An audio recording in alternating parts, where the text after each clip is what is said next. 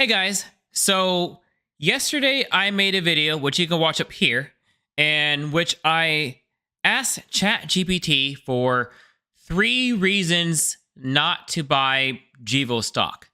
And I gotta admit, now first of all, I am a Gevo shareholder and I am bullish on the stock. I built a lot of my growth over the past year is based on Gevo.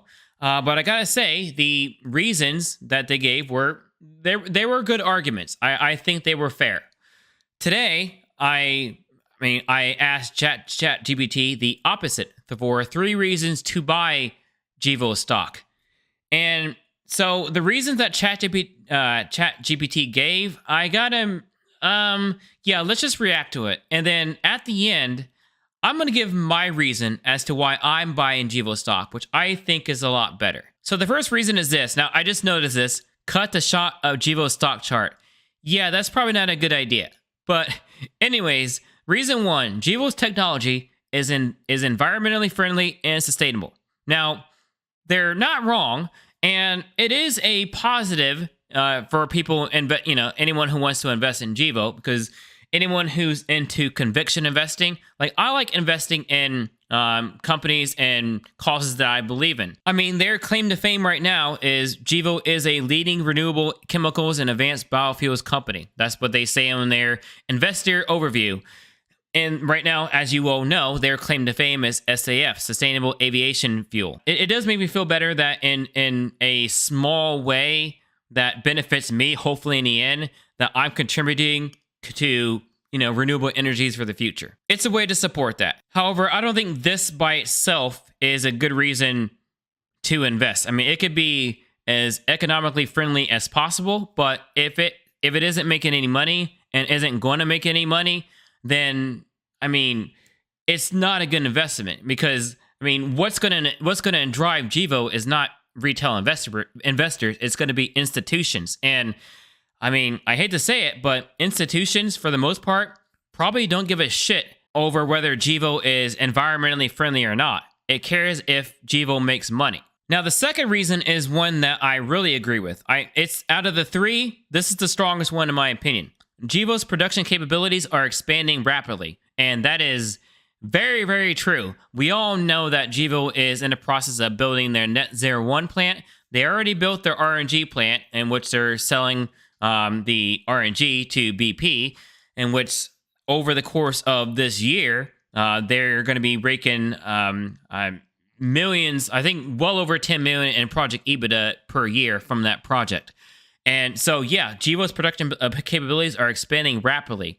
And in 2025, when the Net Zero 1 plant is built and Gevo starts servicing all their customers, yeah, their growth potential is going to be through the roof. I'll show you a little bit more on that in a second. But yeah, Gevo's growth potential is outstanding, and that's probably the main reason why a lot of people are buying Gevo stock right now. The third reason, in my opinion, is kind of a mixed bag, because I can go 2 ways with this. Gevo has a strong leadership team. Now, it's not something that I would lead with, and it's not a reason that I would end with, because they tout they have extensive experience in renewable energy and has led the CEO has extensive experience in renewable energy and has led Gevo since its founding in 2005. However, if you take a look at the stock chart since they went public in 2011. Now, this right here is on a split adjusted basis. They didn't open at $100,000. They opened at like $15, I think. But you can see that they have not done well over the past decade. Not done well at all. Now, I don't know the ins and outs of their leadership back then.